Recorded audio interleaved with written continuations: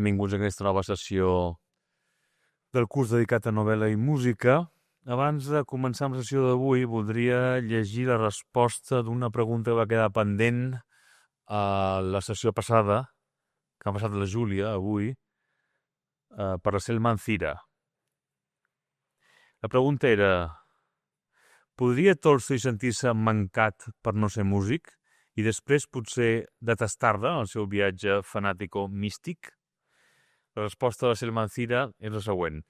No, Tolstoi siempre estuvo cerca de la música, aun si no se dedicó profesionalmente a ella. La música lo acompañó durante toda su vida de una u otra forma y, a decir de sus contemporáneos, lo emocionaba profundamente. Tchaikovsky cuenta incluso que a Tolstoi, ya siendo muy mayor, se llenaron los ojos de lágrimas al escuchar el andante de su primer cuarteto. Lo único que detestó, aunque es un poco arriesgado utilizar este verbo, al final de su vida fue la ópera. ¿Por qué? Porque no concebía la existencia simultánea de la música, el drama y la pintura si se toma la escenografía como tal. Bien, son muy interesantes los odios de Tolstoi, por cierto, además de sus pasiones. Bien, hoy seguimos con este viaje a lo largo de la novela del 19 y del 20, a través del discurso paralelo con la música. Y hoy, para hablarnos de una autora esencial norteamericana, Willa Cather, tenemos a mi querida amiga y maestra Olivia de Miguel, que es sencillamente una de las mejores traductoras que tenemos en este país. Ha sido Premio Ángel Crespo y Premio Nacional de Traducción, tanto por su traducción de la autobiografía de Chesterton como de la obra completa de Marianne Moore, la gran poeta norteamericana. Olivia de Miguel es la gran autoridad, casi diría que mundial, en la obra de Marianne Moore. Fue quien me descubrió a mí mismo, a Marianne Moore, quien me introdujo en su obra, en su primera traducción parcial hace muchos años en Acantilado, y luego tuve la suerte de poder publicar en Lumen la poesía completa que ella mismo tradujo de esta enorme poeta del modernismo anglosajón.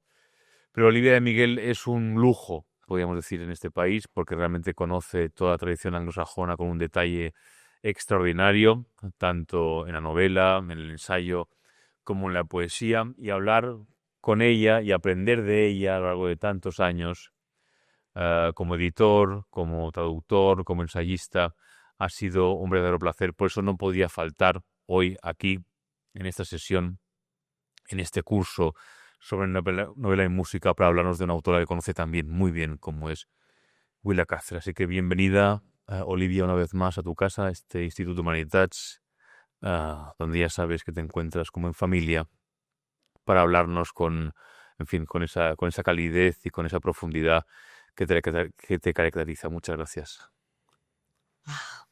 Pues muchas gracias a ti, Jaume, por tus excesivos elogios, o sea que no crean casi nada. Esta es la segunda vez que, y a todos ustedes, por supuesto, por estar aquí. Esta es la segunda vez que estoy en este espacio. La vez anterior fue para hablar de Willa Cather también. A ver, ¿ahí? Sí. La vez anterior decía que estuve aquí, no estuve aquí, hablé en este espacio sobre Willa Cather y uno de los nuestros en el ciclo de novela y guerra.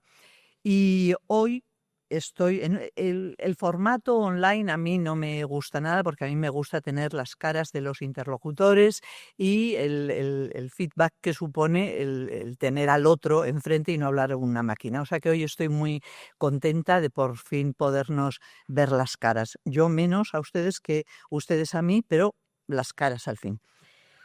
The Song of the Lark, que fue traducida al castellano por Eva Rodríguez Halfter y publicada por Pretextos hace ya más de 20 años, en el 2001, con el título del Canto de la Alondra, es como vamos a ver la obra más autobiográfica, más directamente autobiográfica de Willa Cather. Así que antes de pasar a estudiar o a contemplar más directamente la función de la música en la novela, y en la construcción también de esta obra, quiero repasar brevemente las similitudes que existen entre algunos personajes de la novela y la propia autora. Thea Cromwell es la protagonista, una niña en un pequeño pueblo de Colorado, y las similitudes que existen entre esta niña y la infancia de Willa Cather en Red Cloud, un pequeño pueblo de Nebraska. Es decir, que vamos a empezar situando la novela dentro, o sea, no solamente dentro del lugar que ocupa en la obra de Cather, sino también estudiar esa dimensión autobiográfica. Aquí tenemos a una Cather adolescente, como todos o como muchos de ustedes seguramente sabrán. Cather había nacido en Virginia, pero a los 10 años se traslada con su familia a este pequeño pueblito de Nebraska que hemos dicho, a Red Cloud, que tenía unos escasos 1.200 habitantes, y ahí vivían sus abuelos y se establecen ahí. Sus vecinos son familias danesas, alemanas, noruegas y de Bohemia, una zona que hoy pertenece a la República Checa. A Willa le gusta visitar las casas de sus vecinos, oír las distintas lenguas, y esa diversidad de migrantes europeos de Nebraska, con sus distintos acentos, sus historias, su distinta procedencia social e ideológica también, será la base de la mayoría de sus relatos y de la mayor parte también de sus novelas. Aquí tenemos a una Willa Cather adolescente, en la que ella misma dice que la mayor parte del material básico con el que un escritor trabaja se adquiere antes de los 15 años. Esta es ella alrededor de esa edad. Como ven, es un muchacho, tiene aspecto total de muchacho. Su familia está muy preocupada porque se corta el pelo, se viste de chico e incluso firma como William Cather. A través de estos vecinos que hemos dicho y de este grupo de migrantes, Cather absorbe una experiencia cultural mucho más variada que la que hubiera encontrado en su Virginia natal.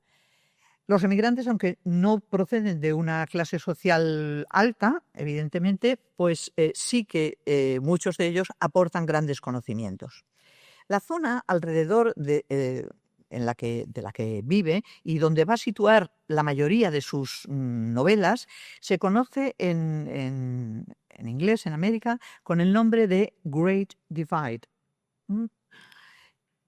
La Great Divide, la frontera hacia el oeste de las películas americanas, este Great Divide en la parte sur, aquí vemos, no sé si mi mano, no.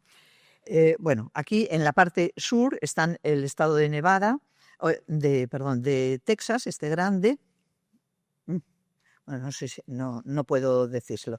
Pero bueno, en esta parte del sur, esta gran cordillera, diríamos, este altiplano que separa las dos cuencas hidrográficas más importantes, las que vierten al Océano Pacífico y las que vierten al Océano Atlántico, incluidas las que vierten a través del Golfo de México, esta gran divisoria es el espacio en el que Willa Cather va a situar no solamente esta novela, sino casi toda su narrativa.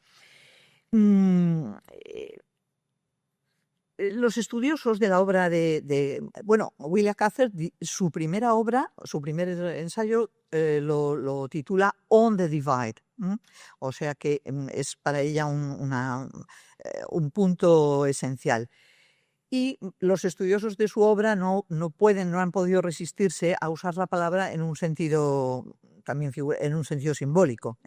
David Porter, que es uno de los estudiosos de la obra de Cather, lo usó en una obra sobre ella que se llamaba On the Divide, The Many Lives of Willa Cather, y en esta obra documenta muy meticulosamente la construcción de la imagen pública que hace la propia Willa Cather, de su propia imagen pública, y en particular documenta ese éxito para moverse entre esa divisoria del comercio y del arte. El mundo personal y literario de Willa Cather también está lleno de divisorias figurativas entre América y Europa, entre lo rural y lo urbano, entre lo culto y lo primitivo, entre lo masculino y lo femenino, etcétera, etcétera. El término divide sigue dando mucho juego en la cultura y en la literatura norteamericana y recientemente, el año pasado, no, hace 2 años, no sé si habrán visto ese documental televisivo de Michael Kerr que se llama America's Great Divide, From Obama to Trump, y que habla sobre esa divisoria también entre la América demócrata y la republicana en el siglo XXI. La divisoria entonces y Red Cloud son en el Canto de la Londra, que en el Canto de la Londra Red Cloud adopta el nombre de Moonstone, es con distintas denominaciones, como veremos ahora, el escenario físico en el que ella sitúa toda su obra. Moonstone forma parte de esas ciudades literarias asociadas a la obra de un autor, como sucede con Hannibal, Missouri, que se asocia con Mark Twain, o Oxford, Mississippi, con William Faulkner, o Macondo con García Márquez. Cather describe Red Cloud en 6 de sus 12 novelas. La ciudad se llama Hanover en Pioneros, Moonstone en El Canto de la Londra, Black Hawk en Antonia, Frankfurt en Uno de los Nuestros, Sweetwater en Una dama extraviada y Haverford en Lucy Gayheart. Es una ciudad, es la misma ciudad siempre, es su ciudad natal, en la que hay una calle principal en la que al oeste vive la gente acomodada y al este la gente más pobre, y la ciudad siempre está atravesada por el ferrocarril que va hacia el sur. Willa asiste a la escuela elemental en la que enseña Miss Kane, que es un personaje que es muy importante también en su vida, y en la escuela conoce, con la escuela en un viaje escolar, conoce Far Island, que es el escenario de uno de sus relatos más hermosos. Casi todos sus relatos son preciosos, pero este que se llama El farallón encantado.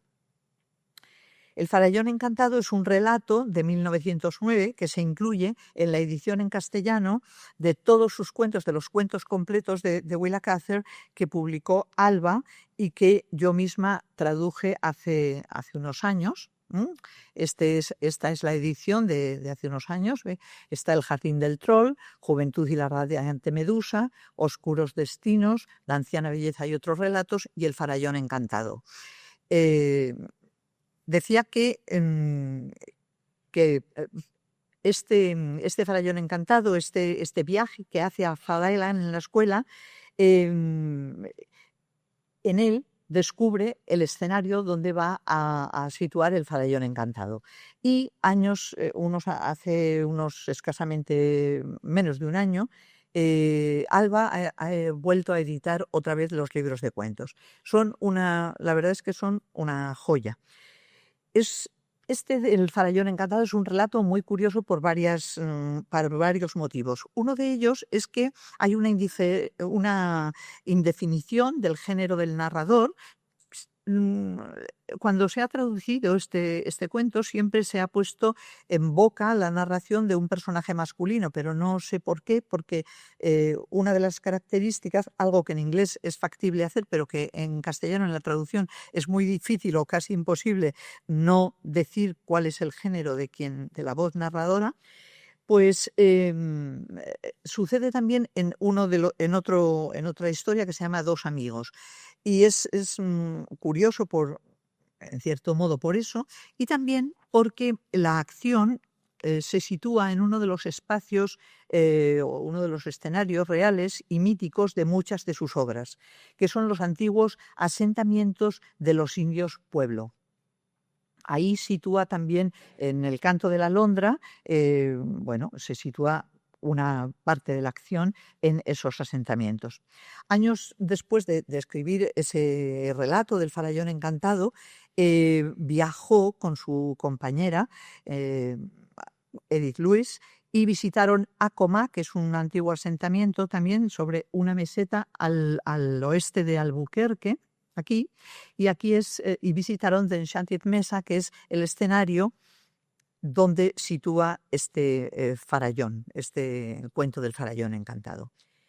Y vio por primera vez realmente el escenario del cuento que había escrito muchos años antes y que había conocido por oídas, pero en realidad el cuento habla de un pueblo que vivió en lo alto de esa meseta, de ese farallón, y que murió exterminado allí.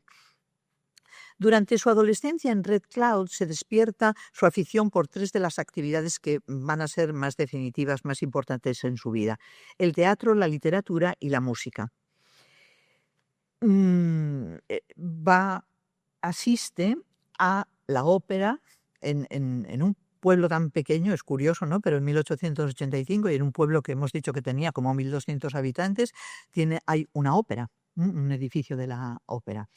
Y ella asiste a representaciones y obras de teatro, obras musicales. Los niños rondan los aledaños de la Opera House, es un lugar como mítico, y todos estos músicos, cantantes, etcétera, son espacios para ella de belleza, unos espacios en los que huir de lo feo y de lo vulgar, de esas casas de los emigrantes con el general Washington en la pared y Calvino en la otra pared, de ese ambiente prosaico, feo, donde no hay nada bello. Ahí sitúa, hay uno de sus relatos también, uno de los preciosísimos, a mi modo de ver, muy, muy interesante, que se llama El caso de Paul, del que se hizo una película, también hay una película hecha, y en él retrata muy bien la importancia que la música tiene, no en El canto de la alondra, sino en otros relatos de su obra, la importancia que también tiene la música, no como ejecutante ni como una carrera musical, como es en el caso del canto de la alondra, sino también como ese espacio de belleza, ese espacio de escucha y de huida de lo prosaico. Les voy a leer un breve fragmento de este cuento y dice: para Paul, las sinfonías no tenían un significado especial, pero era como si los primeros acordes de los instrumentos liberasen algún espíritu hilarante que luchaba dentro de él. Sentía unas enormes ganas de vivir. Al final del concierto siempre estaba agitado. Tenía la sensación de no poder dominar aquella agitación deliciosa que era lo único que podía llamarse vida. En el momento que la desbaratada orquesta tocaba la obertura de Marta o la serenata de Rigoletto, todo lo feo y estúpido desaparecía. Era la puerta de entrada a lo novelesco. No leía mucho. Le resultaba más fácil y más rápido conseguir las sensaciones que quería a través de la música, desde la de una orquesta a la de un organillo. No deseaba ser ni actor ni músico. Lo que deseaba era flotar en aquella atmósfera que lo transportase lejos de todo. La música como antídoto de la fealdad del mundo. Este es otro de los motivos de la música en la obra de Cácer, el antídoto contra la fealdad del mundo. Como decíamos, Cácer asiste con frecuencia a representaciones musicales y teatrales, y seguramente este inicio aquí en la ópera, en esta primitiva ópera, con este escenario, se inicia su pasión por la música. Ya os digo que prácticamente en casi todos sus relatos, de un modo u otro, aparecen los músicos o la música. Ahí está también otro de los relatos magníficos, que es un concierto de Wagner. O también la vemos en la relación que establecía en uno de los nuestros entre el protagonista Claude y Parsifal, la última ópera de Wagner. Otra de las relaciones tempranas de Willa Cather con la música son las relaciones que tiene, como decíamos antes, con algunos de sus vecinos. La señora Miner era una vecina y era hija de un músico de la Royal Norwegian Orchestra. Y hay otro personaje también en la vida de Cather, Annie Sadilek, cuyo padre, que era un violinista de Praga, incapaz de soportar la dureza de la vida en la Divide, en esta zona, en el oeste, rompe su violín y se suicida. Este personaje luego es el protagonista de uno de sus relatos, Peter, y también si recuerdan la novela Antonia, también es el padre de Antonia, que también se suicida. Durante los años de su adolescencia en Red Cloud lee sin descanso autores como Mark Twain, Tolstoy, Stevenson, y en esta época también aparecen varios adultos que van a tener un papel muy importante en su vida. Uno de ellos es el inglés William Ducker, con quien aprende latín, griego, lee a Homero, a Ovidio, a Virgilio. Y también este personaje es un amante de la ciencia que le permite asistir con él a sus experimentos en el laboratorio. También en este momento aparecen dos personajes importantes, que son dos médicos a los que ella acompaña en sus visitas y que son decisivos en su primera intención de estudiar medicina, que son, uno de ellos aparece en El canto de la alondra, que es el doctor Archie, que es uno de los personajes importantes de la novela. A los 17 años entra en la Universidad de Nebraska y en su primer año, en el año preparatorio, antes de entrar, su profesor le encarga que escriba un ensayo sobre Carlyle. Ella escribe un ensayo y el profesor queda tan impresionado que lo manda al Nebraska State Journal, un periódico donde aparece publicado junto con un elogio encendido de su talento. 2 años más tarde publicaba ese cuento que les decía anteriormente, Peter, que tiene como protagonista al violinista de Praga que muere tras destruir su violín. Con 20 años, más o menos hacia los 20 años, empieza a trabajar precisamente en este periódico, el Nebraska State Journal, e inicia una carrera de periodista cultural que duraría casi 20 años. Y a lo largo de esta carrera, además de crítica literaria y teatral, escribe crítica de música.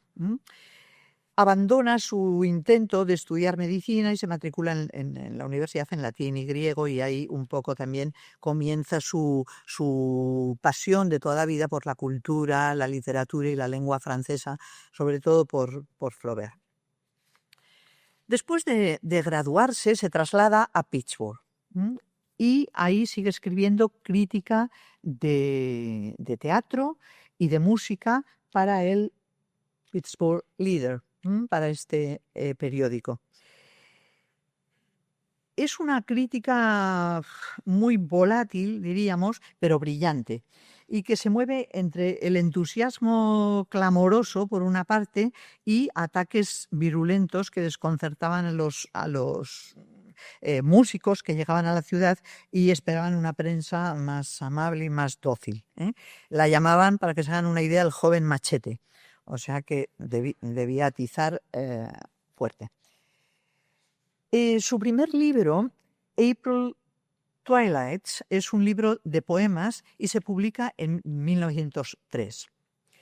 McClure, el famoso editor neoyorquino, dueño del McClure's Magazine, que es la gran revista americana de la Edad de Oro, había enviado scouts por todo el estado en busca de talentos. Se interesa por los relatos que publica un par de años más tarde, bajo el título de Troll Garden, que, como hemos visto anteriormente, está recogido en los relatos publicados aquí por Alba. Después se traslada a Nueva York como editora del McClure's Magazine. Y al cabo de 2 años asume el cargo de directora, es decir, que tiene una carrera meteórica.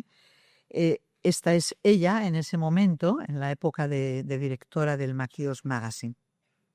Comparte casa con Edith Lewis, con la que va a vivir los 39 años siguientes hasta su muerte. Haré una breve así cuña, porque tampoco es el tema de la charla, pero bueno, es interesante para entender algunas cosas de la obra de Cather. Y a propósito de la sexualidad de Cather, su biógrafa, que se llama una de sus biógrafas, pero vamos, la más conocida, Sharon O'Brien, fue quien inició la cuestión del lesbianismo de Cather en un ensayo de 1984. Y este ensayo desató una ola de estudios sobre ese asunto, sobre ese aspecto. Melissa Homestead, que es una profesora de la Universidad de Nebraska y es autora de innumerables artículos y estudios sobre la obra de Cather, dice que de su relación con la editora Edith Lewis sostiene que todos quieren saber qué clase de relación era, pero lo que está claro es que ellas se consideraban una pareja. A Homestead le molestan tanto aquellos que descartan la posibilidad del lesbianismo de Cather, como los que escanean su obra en busca de evidencias. O'Brien, su biógrafa, hace uso de una observación de la propia Cather en un ensayo suyo de 1922 que se llama The Novel de Meublé, en el que sostiene que, leo literalmente, la ficción depende de cualquier cosa que se perciba en la página sin que se nombre específicamente, la inexplicable presencia de lo no dicho. En este sentido, la poeta norteamericana que antes comentaba Andreu y que yo traduje, Marianne Moore, dice también alrededor de esta época que el poder de lo visible es lo invisible. Ahonda en esa misma idea. Para Homestead, este énfasis en la reserva de Cather podría malinterpretarse porque dice la gente la pinta avergonzada destruyendo cartas, porque destruyó todas las cartas que se había cruzado con Edith Lewis. Y dice, la gente, dice ella literalmente, la pinta avergonzada destruyendo cartas a diestro y siniestro. Sí, casi todas sus cartas a Lewis han desaparecido, pero en las 3.000 cartas restantes que se conservan, su relación con Lewis queda patente. Si quiso ocultarlo, lo hizo muy mal. Eso es lo que ella dice. En fin, en cualquier caso, el sexo no domina el mundo imaginativo de Cather. El verdadero romance para ella radica en las relaciones de sus personajes con el trabajo, el arte, la naturaleza y la tierra. Las historias de Willa Cather son revolucionarias porque abandonan el registro estereotipado de la voz femenina. Lo importante es la tierra, declara ella en Pioneros. Los humanos simplemente arañamos la superficie. Después de todo, tal vez esa empatía enorme por el mundo natural sea un desplazamiento del deseo, pero evidentemente aquí no vamos a entrar en los motivos psicológicos, sino que simplemente queda apuntado como otro aspecto a tener en cuenta en el análisis de su obra. Este extraordinario apego a la tierra de Cather se considera a menudo una señal de conservadurismo inmovilista, y a veces ella puede acercarse peligrosamente a esa jerga de sangre y tierra, ¿no? Como cuando, por ejemplo, los hijos de Antonia, en la novela Antonia, se comparan con los fundadores de las razas primitivas. Pero su convicción de que la tierra no pertenece a nadie, dice literalmente, nosotros vamos y venimos, pero la tierra siempre está ahí, debilita cualquier tendencia de Willa Cather hacia el nacionalismo y lo tribal. Frente a ese relato del oeste en la literatura y en el cine norteamericano, Cather, que sin duda había leído el Virginiano, la novela fundamental del western americano, escrita en 1902 por Owen Wister, observa significativamente en una carta de 1915 que, dice ella, la experiencia del cowboy no es la única experiencia posible del oeste. De alguna forma, para ella, Wister era un turista. Era un turista, porque al fin y al cabo, como digo, Wister había nacido en Filadelfia, había estudiado en Suiza y en Inglaterra, se había graduado en Derecho en la Universidad de Harvard, era compositor de óperas, escritor, novelista, poeta, autor teatral, ensayista político, amigo del presidente Roosevelt y del pintor Frederick Remington. Es decir, que para Willa Cather no era una voz autorizada para hablar del auténtico pionero.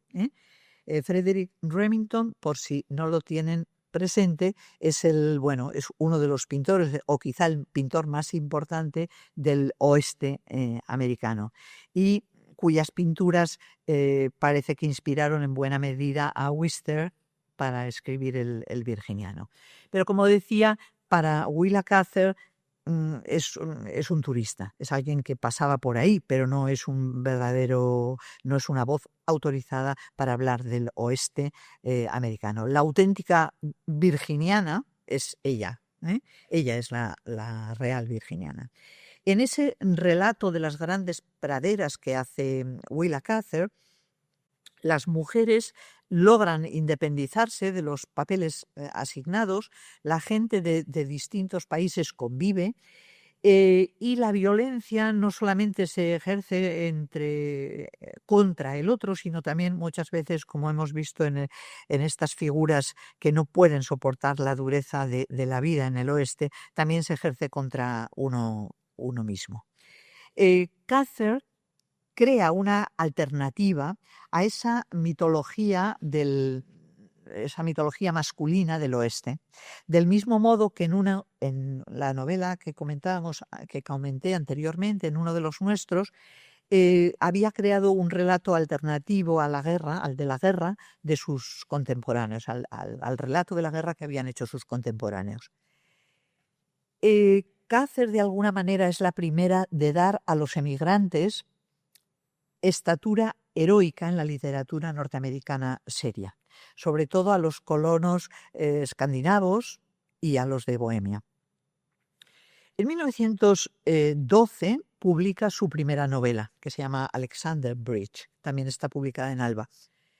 Y durante los años posteriores, entre 1913 y 1918, los años en los que transcurre la Primera Guerra Mundial, escribe la trilogía conocida como la trilogía de las grandes praderas, que son O Pioneers, The Son of the Lark, My Antonia, que están las tres traducidas al castellano. O Pioneers está en Alba, The Son of the Lark, es la que estamos comentando, está como les he dicho antes, en Pretextos, y My Antonia, con el título de Antonia, está también en Alba. Mientras que O Pioneers, Pioneros, y My Antonia, O Pioneers toma el título de un verso de Walt Whitman, En hojas de hierba. Es un detalle sin demasiada importancia, pero bueno, ese es el origen del título. Y My Antonia son dos novelas estrechamente relacionadas. El canto es un tipo de novela, Canto de la Alondra es un tipo de novela muy diferente, en el que se pone en acción todo lo que Willa había ido aprendiendo a lo largo de sus 40 años de vida, sus aprendizajes, su historia, su idea de lo que debía ser el artista, y también está la sensación de haber alcanzado sus objetivos. El Canto de la Alondra toma el título de un conocido cuadro que está en el Instituto de Arte de Chicago, que se llama The Son of the Lark, de Jules Breton, en el que aparece una joven campesina francesa detenida para escuchar el canto de una alondra. Aunque está entre las dos grandes novelas de esta etapa, entre O Pioneers y My Antonia, The Son of the Lark es una novela completamente diferente. Tiene una narrativa compacta, pesada y detallada, muy minuciosa, que un tipo de narrativa que se permitirá después también en uno de los nuestros, pero en ninguna otra de sus obras. La novela es la expresión más completa de sus gustos estéticos, que siempre están en una negociación estrecha entre lo bárbaro y lo civilizado, entre lo primitivo y lo sofisticado. Es la historia de una artista, una gran cantante wagneriana del oeste americano que, a diferencia de otras artistas en la obra de Cather, está destinada al éxito y no a la derrota. La novela, que está estructurada en 6 partes, cuenta la historia de Thea Kronborg, que es hija de migrantes suecos. Su padre es pastor en la iglesia del pueblo, de Munston, de la iglesia sueca reformada, y es una niña con una excelente disposición para la música desde su infancia. Y la novela narra ese viaje desde esa infancia en Munston hasta su madurez en Nueva York y toda la lucha denodada por conseguir tener éxito y encontrar su voz como cantante en el mundo de la ópera. Y paralelamente de todas las renuncias y todos los esfuerzos que tiene que hacer para lograrlo. Es decir, que El canto de la alondra es una novela sobre la emergencia de un artista. La novela es demasiado larga, y era aún más larga, pero sigue siendo muy larga, tiene 500 y pico páginas, 550 páginas o alrededor de... pero en el momento de su publicación era aún más larga. Y ese fue el motivo por el que fue rechazada por su editor inglés. Retrospectivamente, Cather aceptó que el contar todo de todos, que es el método empleado en esta novela frente al otro método empleado en O Pioneers y My Antonia, pues no era un método acertado, no era su método habitual. Y en la edición de 1932 cortó algunas cosas, ejerce un poco la autocrítica por haberse atenido a este diseño más convencional y no haberse detenido donde había pensado hacerlo en un principio, en el despertar de Thea y su lucha por conseguir el éxito y su voz como cantante, y haber contado las otras partes de la novela por alusiones y no detallada y minuciosamente, lo que hace el relato quizá en algunos momentos más pesado. La redujo, pero sigue siendo, como decía, excesiva. Estas son algunas de las razones técnicas, ese contar todo de todos, que Cather piensa que es uno de los fallos de la novela, y que ha equivocado el camino, por lo que cuando vuelve a escribir la tercera, vuelve al estilo de Pioneros. Es decir, que Pioneros y Mi Antonia son mucho más, tienen una relación mucho más estrecha, tanto en la temática como en el modo narrativo. Y en cambio, en The Son of the Lark es mucho más más detallada, más prolija, y quizá el relato es más pesado. Pero pensamos que no solo eso es esa cuestión técnica, es un motivo de malestar con su novela, con la apariencia final de su novela, sino que su disgusto final iba más allá de las puras razones técnicas. El canto es su novela más personal y reveladora. Es una magnífica fuente para los biógrafos, porque gran parte de los detalles de la infancia de Thea son los de la propia infancia de Cather. Y seguramente, dado su rechazo a la exposición, la revelación de su lucha por convertirse en artista y de las penalidades que tuvo que sufrir para lograrlo, le hizo lamentar esa franqueza. Y seguramente ese fue también un motivo fundamental un poco del rechazo que mostró hacia la novela. El canto es una biografía, por tanto, pero también es una dramatización del credo de Cather, del credo de lo que tenía que ser un artista. La operación más interesante de la novela es esa transposición que realiza entre dos claves para dos instrumentos distintos, el literario y el musical, el personal y el objetivo. En unas cartas a Dorothy Canfield, que no sé si es un personaje que les suena porque aquí no se conoce mucho, pero bueno, es una escritora, reformadora, activista social a favor de los derechos de la mujer, de la igualdad racial, de la educación permanente, una mujer que tuvo gran éxito a principios del siglo XX. Curiosamente, Eleanor Roosevelt, que era amiga suya, la consideró una de las 10 personas más influyentes de Estados Unidos en ese momento. Bueno, eso es una cosa al margen. En una carta a esta señora, Dorothy Canfield, que era amiga suya, encontramos unas revelaciones muy curiosas. Cather le dice que todo el libro, The Song of the Lark, el canto de la alondra, es un discurso indirecto. Que el libro tiene dos estilos, uno íntimo y otro distante. Que Thea, la protagonista, es el alter ego de Cather, pero que para contar su propia historia tenía que encontrar un correlato objetivo que le permitiera ser al mismo tiempo distante e íntima. Por tanto, si por una parte muchas de las vivencias del personaje de Thea Kronberg son claramente autobiográficas, la idea de transponer su experiencia a la vida de una cantante de ópera surge cuando en 1913 conoce profesionalmente a Olive Fremstad, una soprano norteamericana, a raíz de que McClure, el dueño de la revista, de McClure's Magazine, le encarga un artículo sobre 3 sopranos norteamericanas. Una de ellas es Louise Homer, era una contralto famosa sobre todo por su Orfeo.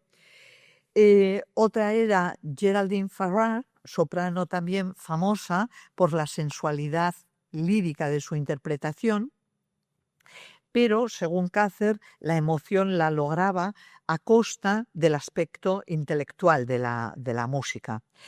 Y Olive Fremstad, que era una soprano sueca, wagneriana, criada en Minnesota.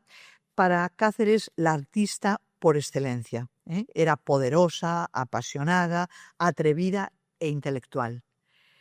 Dice que su registro, el registro vocal que tenía y la pura belleza melódica eran motivos para Willa Cather más que suficientes de estima, pero lo que era decisivo, como siempre para ella, era la fuerza que había detrás del instrumento, en este caso del instrumento vocal, que era lo que fascinaba a Willa Cather. Era la artista completa, la que reunía emoción e intelecto.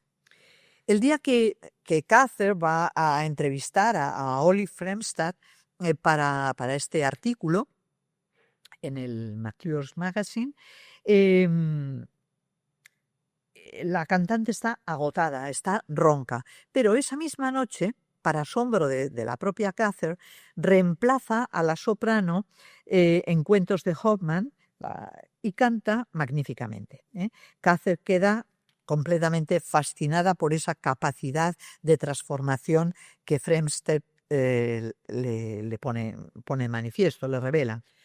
Dice, escribe ella, con Madame Fremstad, escribió Cather en su artículo, uno siente que la experiencia de la idea es tan intensa para ella que la convierte en emoción.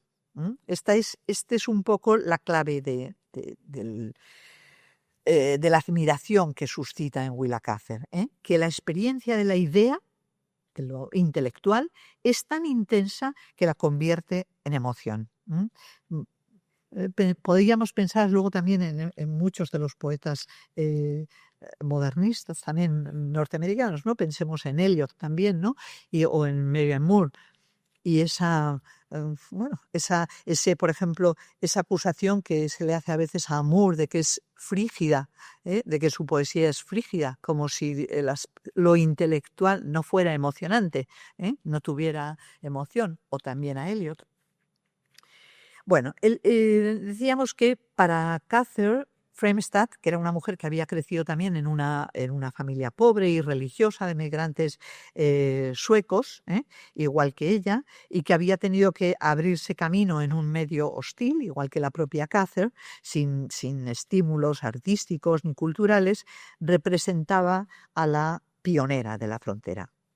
En una carta de junio de 1914 a su amiga Elizabeth Shepley Sargent, que era una periodista y una escritora, autora de un libro muy interesante sobre Willa Cather, que se llama Willa Cather en Memoir, habla de la inagotable energía con la que Fremstad corta madera, nada, cocina, cultiva, como un gran espectáculo, dice en la carta, un gran espectáculo de vigor humano y gracia.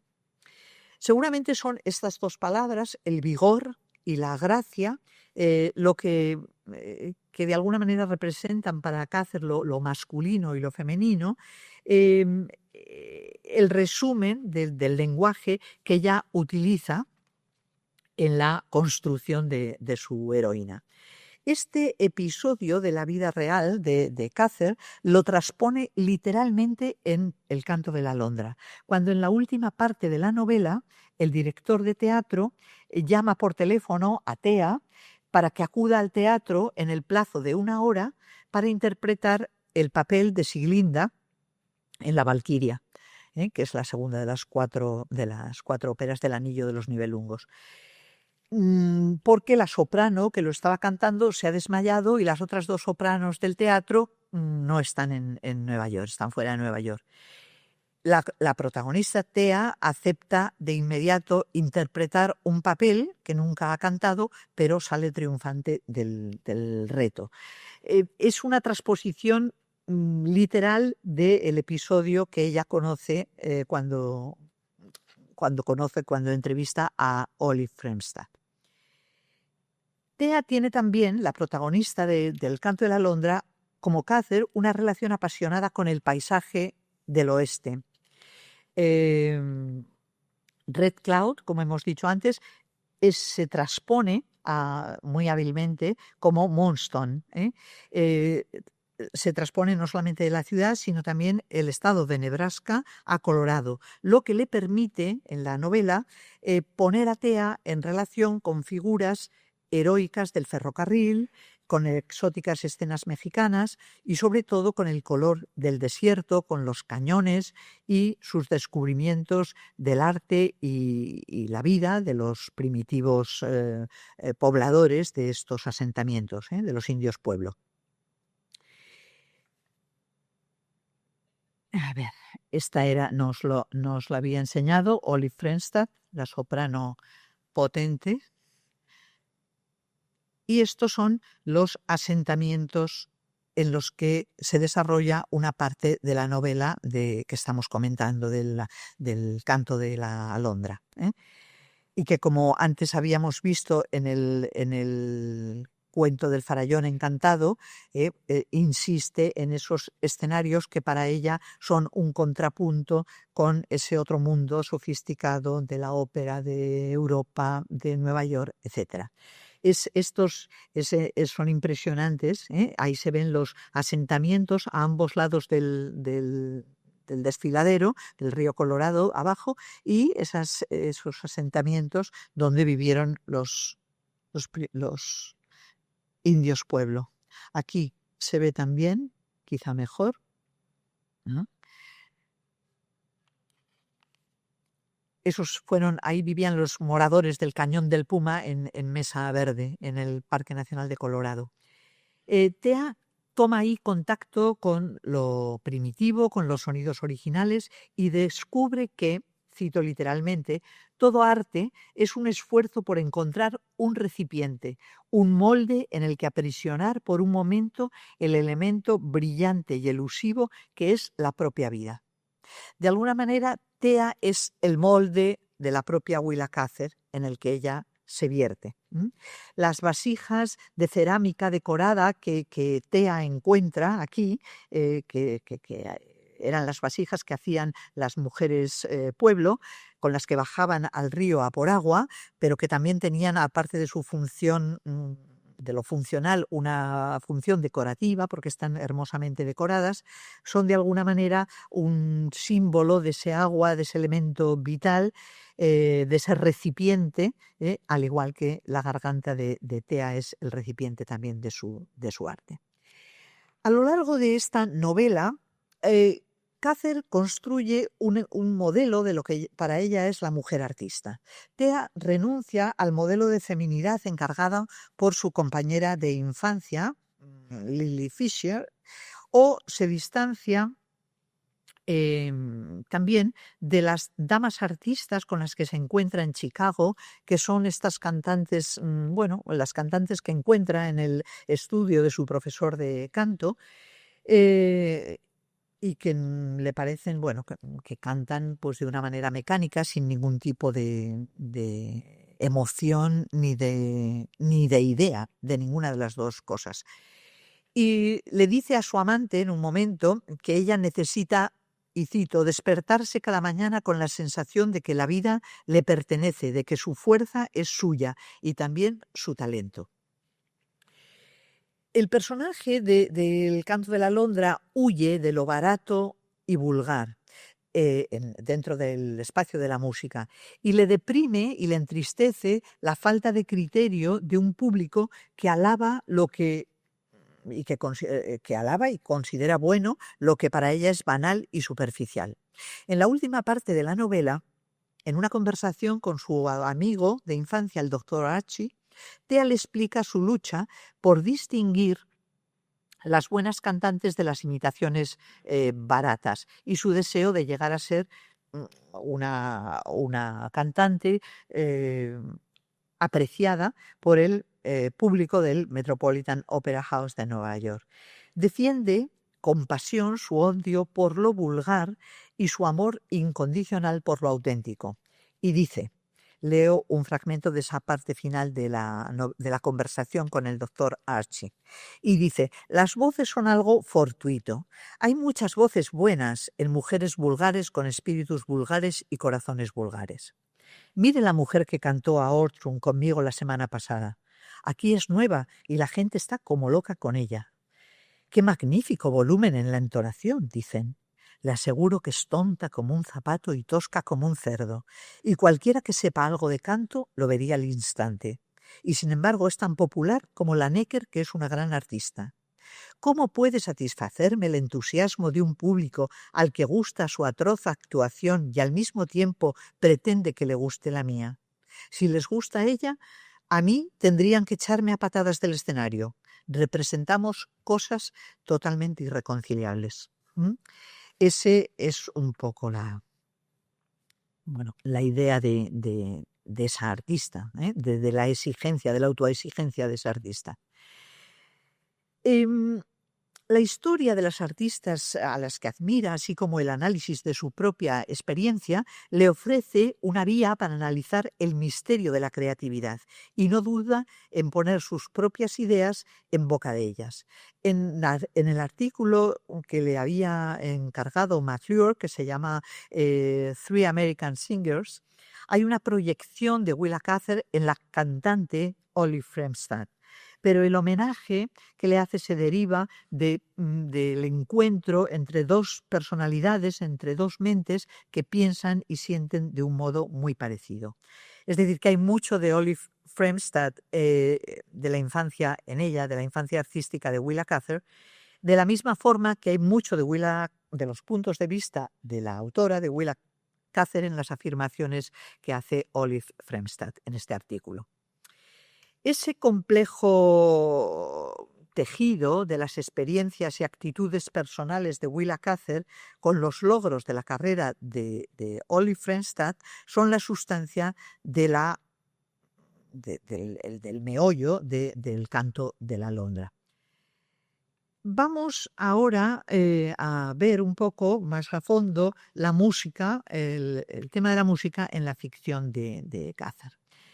Como ya he dicho anteriormente, gran parte de los protagonistas o actores en la ficción de Cather son músicos, cantantes o actores. Y la música es un actor principal de su obra. Es una maravilla el modo en el que la música da vida a todo lo que Cather tiene que decir. En el canto de la alondra, la música no es una cosa accidental, ni es una extensión de su interés personal, ni es un ornamento, sino que es una cualidad distintiva de su creación.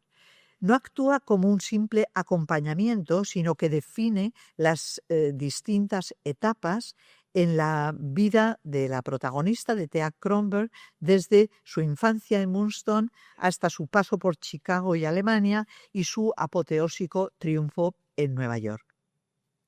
Cada una de estas etapas está definida por un estilo de música, algunos de ellos muy alejados entre sí, que dialogan en el interior de la novela y marcan el ritmo y el recorrido del personaje a través del tiempo, y no solamente a través del tiempo, sino también a través de los distintos escenarios, en un ejercicio, yo diría que de integración, de integración muy democrática, en un pie de igualdad de las distintas melodías que componen la banda sonora de Thea Kronberg, y que van desde la música mexicana hasta el Anillo de los Nibelungos. Es decir, pero todas esas músicas van formando parte de su vida y de su recorrido, pero en la novela aparecen en ese pie de igualdad, integrados. Cather explora en estas melodías, o en esta novela, mejor dicho, la manera en que los diferentes músicos producen sentimientos también en los que escuchan y también en los que leen. Y pone un énfasis especial en mostrar cómo el proceso de escuchar está determinado por la posición social y por el conocimiento cultural de quien escucha. Vamos a pasar ahora a la novela, que está estructurada en 6 partes. En la primera parte, no sé por qué esto. Bueno, en la primera parte, que se titula Amigos de la infancia, vemos a Thea Kronborg, como hemos dicho, que es una niña de ascendencia sueca, que es hija de un pastor metodista y que recibe clases de... ¡Uy! ¿Qué ha pasado? Uf. Ahora ya es cuando la tecnología empieza a pasarme sus malas pasadas, porque yo es que me llevo bastante regular con ella, pero bueno, vamos a ver. Decía que esta niña recibe clases del profesor Wunsch, que es quizá un profesor, un alemán, que ha recalado en Moonstone y que luego en un momento de la novela desaparece, y que es quizá el personaje más decisivo en la carrera musical de Thea. En la biografía de Cather y en su amor por las óperas de Wagner hay distintas fuentes que mencionan que Cather estudió también en su infancia, que estudió piano en Red Cloud con un profesor de música que se llamaba Schindelmeiser y que sirvió de modelo al personaje de Wunsch en el canto de la alondra. La bebida obliga al profesor Wunsch a dejar la ciudad, que es a pesar de que es un hombre, bueno, pues es un hombre alcohólico y que la bebida lo arrastra un poco al fracaso, es el primero en ver el talento musical de Thea Kronborg, quien la alienta a estudiar y a conseguir sus objetivos dentro de la música, y que descubre a Thea algunas de las piezas fundamentales que aparecen en la novela. Con Wunsch conoce Invitación a la danza, las sonatinas de Muzio, el Danubio Azul y Schumann, y sobre todo la ópera que para Gluck que para Wunsch es la ópera más bella nunca escrita, que es Orfeo y Eurídice. Vamos a ver si esto funciona, que no funciona. ¡Ay, qué horror! A ver. Ay.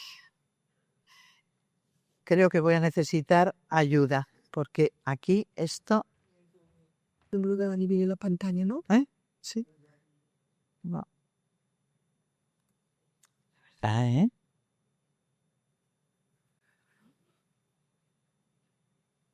Presentando para una mica. Dic que potser hem d'esperar una mica perquè aquests ordinadors... En fin, vamos a ver si mientras nuestra amiga lo pone en marcha, porque es que es una cosa tremenda. Decía que con... A ver, aquí está. Sí, vale. Y luego... vale. Luego ya sé.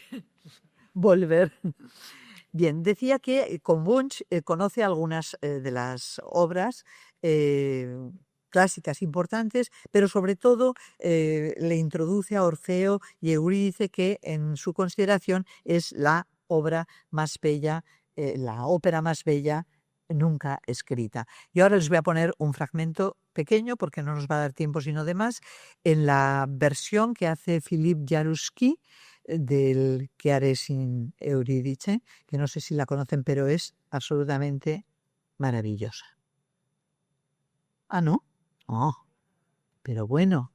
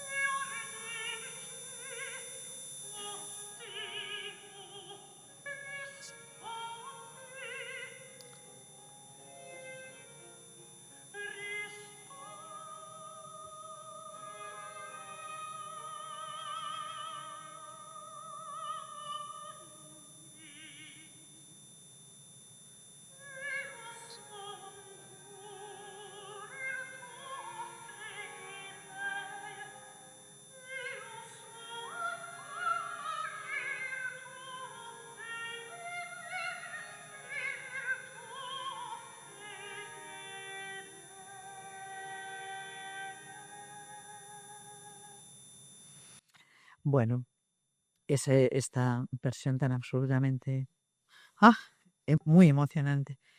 Otra de las influencias importantes en esta etapa de la vida de Thea es la música mexicana, que le llega a través de un personaje que se llama Johnny el Español, y la relación que establece con... Espera, a ver si...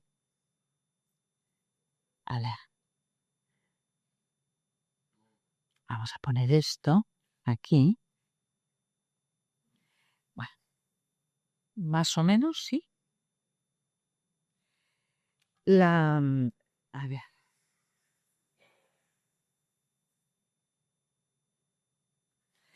La música, como les decía, la música de los mexicanos que le llega a través de un músico que ella conoce, que vive en las afueras de su pueblo, con otro grupo de mexicanos, y que toca la mandolina y que ella mantiene una relación muy estrecha con ese grupo de personas y se enfrenta a los prejuicios raciales que su madre y sus hermanos.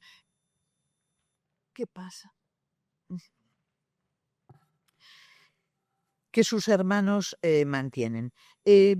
Vamos a escuchar una de las canciones que es La Golondrina, que es una romanza mexicana del siglo XIX de Narciso Serradell. Vamos a ver si logramos escucharla. Vamos a ver. No, pues no. Pues no sé dónde está. ¡Ay! ¡Qué desesperación! Pues no está.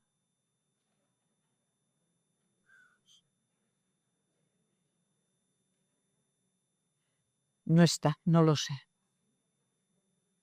Ha desaparecido.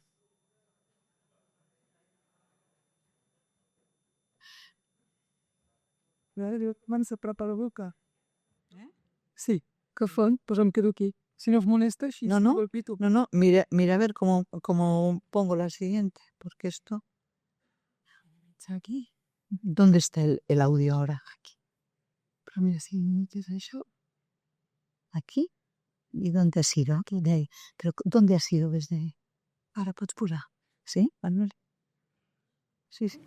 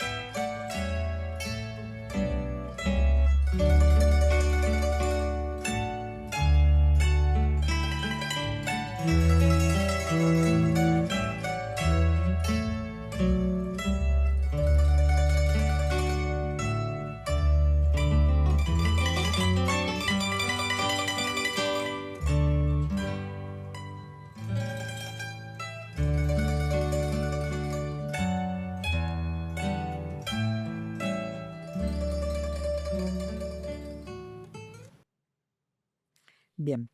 En esta es un rollo, porque a mí esto me desconcentra un montón, todo ¡uf! ¡Qué desesperación me entra!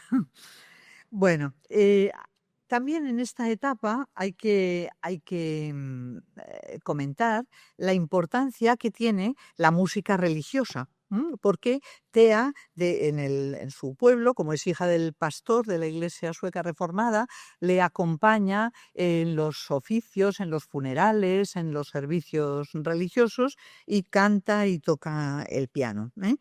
Entonces, la música religiosa en esta primera etapa también tiene un papel importante que jugar. Ahí aparecen, vamos a ver si podemos volver aquí. A ver.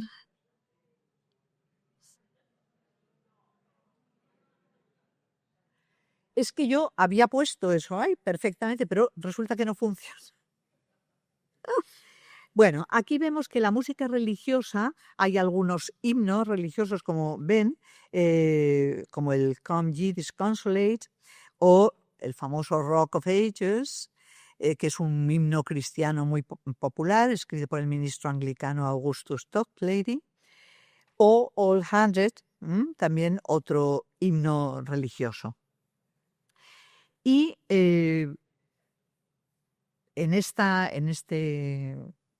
no vamos a oír ningún himno más porque es un rollo.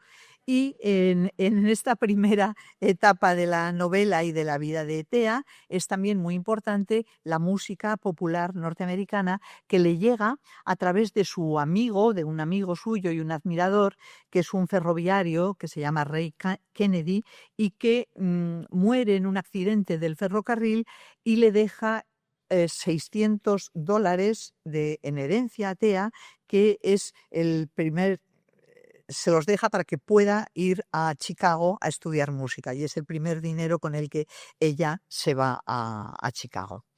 Aquí aparecen distintas canciones, de algunas son marchas de la Guerra Civil Americana, como el Marching Through Georgia, o esta otra canción también de la Guerra Civil Americana, el Just Before the Battle Mother, The Song That Reached My Heart, que es una canción popular americana.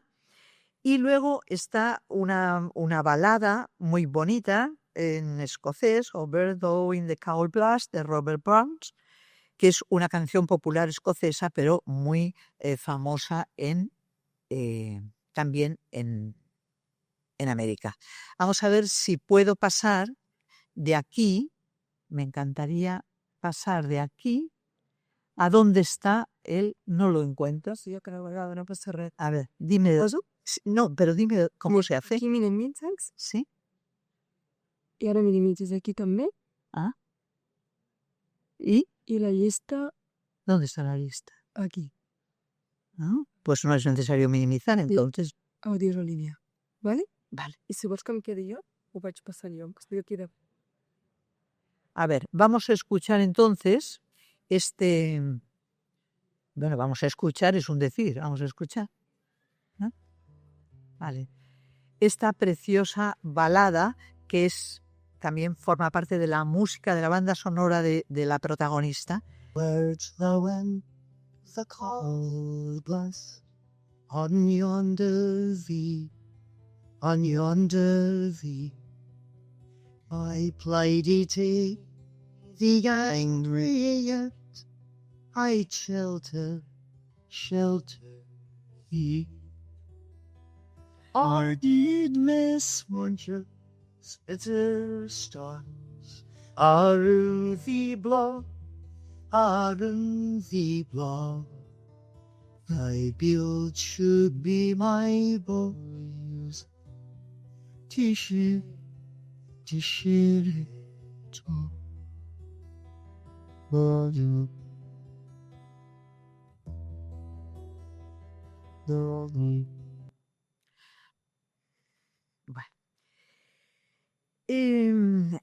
Aparecen personajes fundamentales en la futura vida de Thea, como hemos dicho, los que ya hemos nombrado, el doctor Archie o el ferroviario Ray Kennedy.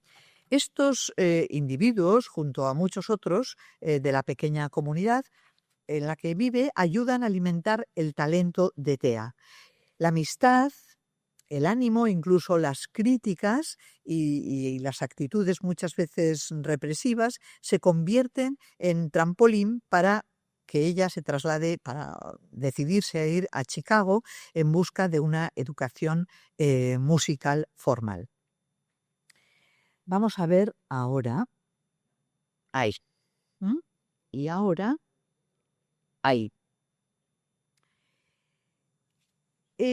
La música de esta primera parte del Canto de la Alondra refleja las variopintas gentes y culturas con las que la joven Thea Kronborg se relaciona mientras en su juventud en Moonstone. Es una música de distintos géneros, como ya hemos visto, himnos, canciones populares, tradicionales, sonatas, sinfonías, etcétera. Y está con una amplia gama de compositores que de alguna manera prueban la variedad de intereses musicales de la propia Cather.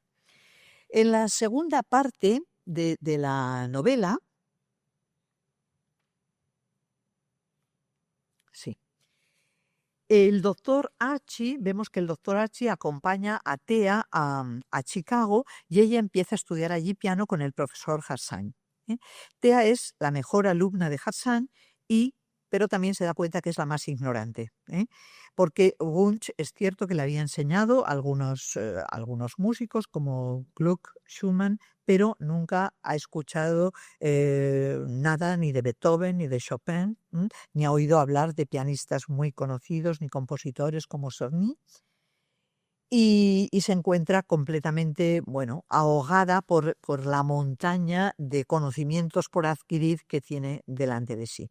Un día canta para su profesor de piano y queda fascinado por la voz y le propone cambiar, en lugar de trabajar en el piano, para el que ha llegado quizá un poco tarde ya en su formación, cambiar al canto. Y, bueno, y decide ir a ver al director de la orquesta de Chicago y pedirle un consejo sobre quién puede ser el mejor profesor de canto en Chicago para Thea. Thea empieza a cantar, pero se siente muy deprimida ante eso que decíamos que ante lo que le espera por aprender. Harsanyi le regala una entrada para asistir a un concierto de música sinfónica y allí escucha por primera vez la Sinfonía del Nuevo Mundo de Dvorak y el Oro del Rin.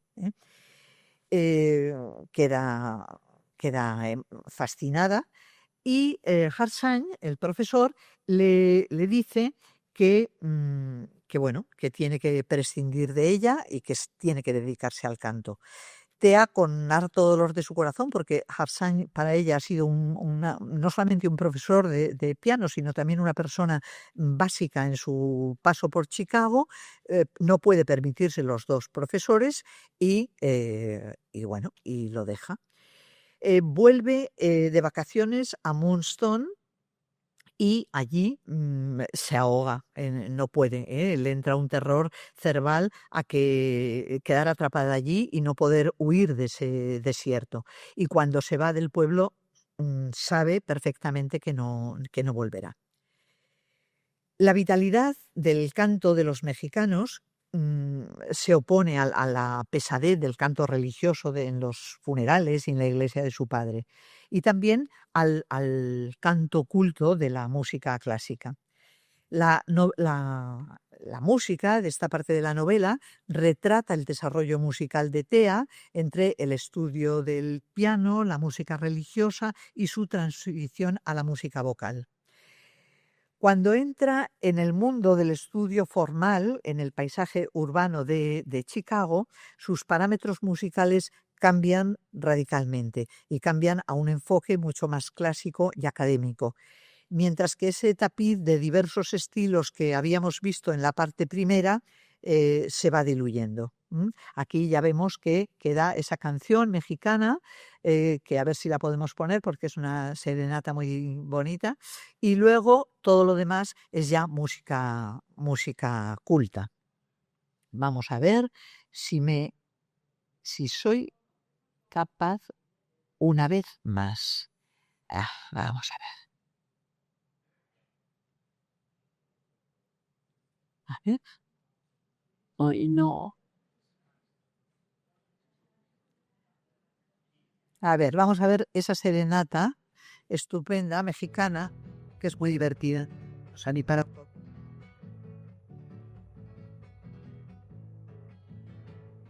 Anoche me confesé con el cura Santa Fe. Anoche te confesé con el cura Santa Fe. Y me dio por penitencia que bailara con usted. Ándale, zamba y ándale, no. Tu madre es zamba la millano. Lindo tus ojos y adiós,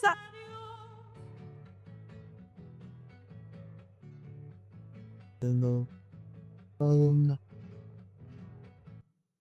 Bueno, un poquito más de marcha. Bien, quería ponerles más música, pero es que interrumpe mucho un poco el discurso, y como no fluye, no se puede hacer con fluidez, pues vamos a dejarlo. Ya les pongo aquí por si quieren tomar nota o para que lo vayan viendo. Pero lo interesante en este momento, en esta segunda etapa, es que coincide, la música culta va ocupando un lugar más importante dentro de la vida de Thea Kronberg, que coincide con su estancia en Chicago y su formación ya más formal, tanto en el piano como en el canto, y esta serenata mexicana como contrapunto, bueno, es cuando vuelve de vacaciones a su pueblo y ahí otra vez entra en contacto con esa otra música más, bueno, más racial, más primitiva, más como lo queramos llamar, ¿no? Pero que para ella es algo muy importante. En la tercera parte de la novela, en la tercera y cuarta, en la tercera parte se llama Caras Estúpidas y en la cuarta el pueblo ancestral. En las Caras Estúpidas supongo que hace relación a que cuando vuelve a Chicago, ya su profesor Hassan se va a ir a vivir a Nueva York y empieza la música con este profesor de canto Bowers, que es un tipo bastante despreciable como persona, aunque es un buen profesor de canto. Y a la escuela de este Bowers van damas, diríamos, damas de la alta sociedad de Chicago, que van allí a aprender a cantar y a hacer sus pinitos en el canto, en la ópera, etcétera. Y ella tiene que, bueno, para costearse sus estudios, tiene que atender a estas señoras y acompañarlas, etcétera. Pero las desprecia olímpicamente porque le parecen, pues eso, estúpidas totalmente, ¿no? Y a eso hace referencia el título de Caras Estúpidas y el pueblo ancestral. Entonces decíamos que esta música cambia el paso ese al estudio ya formal y el paso también del piano a la música vocal. Conoce al joven Ottenborg, que es un hijo del rey de la cerveza, con el que inicia una relación, y este le presenta a una familia de judíos cultos, los Nathan Meyer, y que le invitan a que vaya un día a cantar a su casa y ella canta allí la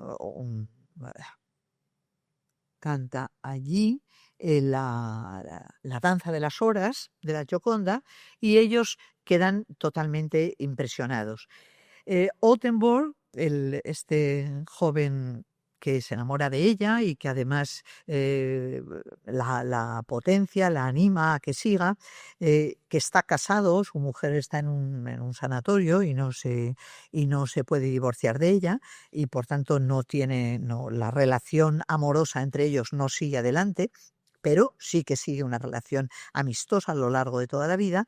Bueno, pues este joven con el que inicia la relación y que le presenta a esta familia para los que canta y que la promocionan también, la invita a que pase una temporada en un rancho que él tiene cerca de Mesa Verde, cerca de los asentamientos de los cañones, de los asentamientos de los indios pueblo, porque ella está en un momento como de crisis total, de que no avanza no ve el camino a seguir y entonces le invita a que vaya a ese rancho suyo, que se lo presta y que esté allí el tiempo que necesite para que, bueno, se ponga en orden, ¿no? Thea viaja a esos cañones de Arizona que ya vimos y en esa belleza natural de los acantilados y en ese espacio empieza a recuperar un poco lo que había sido su espíritu fuerte. En esta parte de la novela apenas se hace alusión a la música, y es más en la parte cuarta en la que aparece esta relación de música, el Mesías de Händel, el Ave María, Schubert y la Gioconda, que es la danza de las horas, que es lo que canta en la familia esta que le invita a cantar y a oírla y que le promociona. Las últimas secciones de la novela se llaman La empresa del doctor Archie y Kronborg. A ver.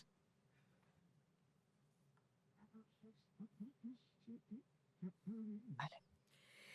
En estas últimas partes vemos que han pasado 10 años desde la última vez que el doctor Archie y Thea se encontraron. Ahora el doctor Archie ya es viudo y ha entrado en política y se ha hecho rico. Fred Ottenberg, que es este enamorado con el que sigue manteniendo no una relación amorosa, sino de amistad a lo largo del tiempo, no se han casado, y visita al doctor Archie en su casa. El doctor le dice que va a pasarse, que va a ir a Nueva York y que va a ver a Thea en el Metropolitan Opera House interpretar el papel de Elsa de Brabante en Lohengrin. A los pocos días, ambos están con Thea en su apartamento y sucede esa escena calcada que había vivido ella con Olive Frenstad. En la novela también están allí con ella y con Thea y llaman al teléfono del Metropolitan diciendo que la soprano que estaba cantando el papel de Siglinda en La Valquiria, que es la segunda ópera del Anillo de los Nibelungos, se ha desmayado y que las otras sopranos del teatro no están en Nueva York. Y le proponen que vaya al teatro, que tiene una hora para llegar al teatro y cantar la segunda parte del papel de Siglinda. Ella se dispone, está agotada, pero se dirige al teatro y es todo un éxito. A la semana siguiente le ofrecen interpretar el papel de Fricka, la diosa del amor conyugal, esposa del dios Wotan, también en el Anillo de los Nibelungos, y ella le da un toque nuevo al personaje. Había sido siempre interpretada como una gorda señora alemana, y ella le imprime otro carácter y tiene un triunfo rotundo. A lo largo de los días siguientes canta también el Trovatore y el Oro del Rin, que es la primera de las 4 óperas de los Nibelungos. En la última representación canta el papel de Siglinda magistralmente, y entre el público, en ese momento de extraordinaria actuación, hay amigos de su infancia, de Moonstone, como el doctor Archie, su profesor de piano Harsanyi, su mujer, su enamorado Fred Ottenberg, y también en el gallinero hay un mexicano pequeñito y menudo, que es Johnny el Español, de su infancia. La música de esta parte del canto de la Alondra pone de relieve, como ven, el ascenso de Thea Kronborg a lo más alto de su carrera musical. La música de Wagner sirve a Cather para describir el triunfo creciente de Thea a través de las óperas wagnerianas. En el epílogo muestra 2 años más tarde la vuelta a la ciudad, y ahí ese epílogo está, en él encontramos 2 baladas, que es como una manera de cerrar el círculo con la música popular. 2 baladas, una es Cade Goes to the Nose, que es una balada también de Robert Burns, que se podría traducir, está en escocés, como lleva las ovejas al monte. Y la otra es la balada de Casey Jones, que es una balada también tradicional norteamericana, que cuenta la aventura de un héroe del ferrocarril, también como lo había sido su amigo Ray Kennedy, y que de alguna manera cierran ese círculo que va de lo popular a lo culto, a la música culta, y otra vez volvemos a lo popular. Vamos a ver si se pueden oír estas 2 bonitas baladas finales, porque son bonitas, y yo creo que sí. Vamos. Esta es la de Robert Burns.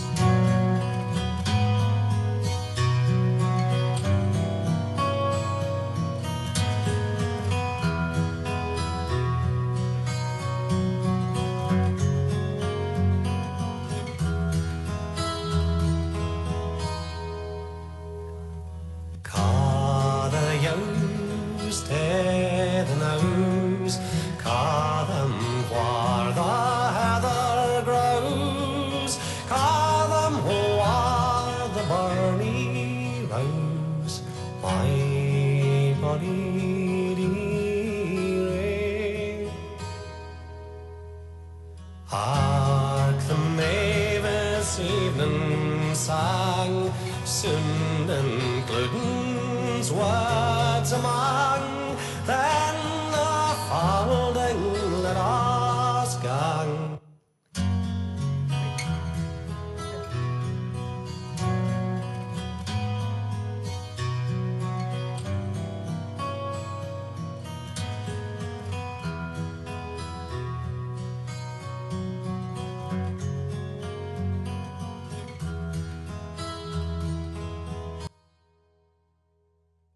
Car the yows, te the lows, car the war the other grows, car them war the Barney rose, my body ready. Hark the mavis even sang, Synden glutens words among, then the folding let us gang. My body cardians te knows, call them the war the heather grows, call them war the barley lows, my body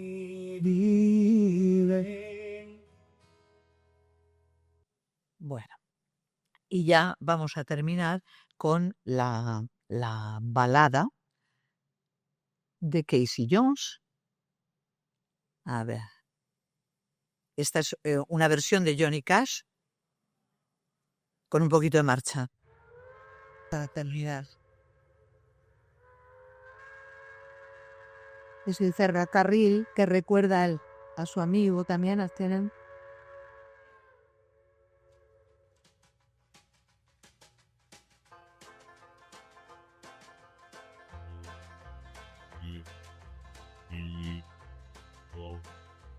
From all your rounders, if you wanna hear the story about a brave engineer, Casey Jones was the roller's name. On a 6-8 wheeler, boys, he rode to fame. Caller called Casey about 4:30.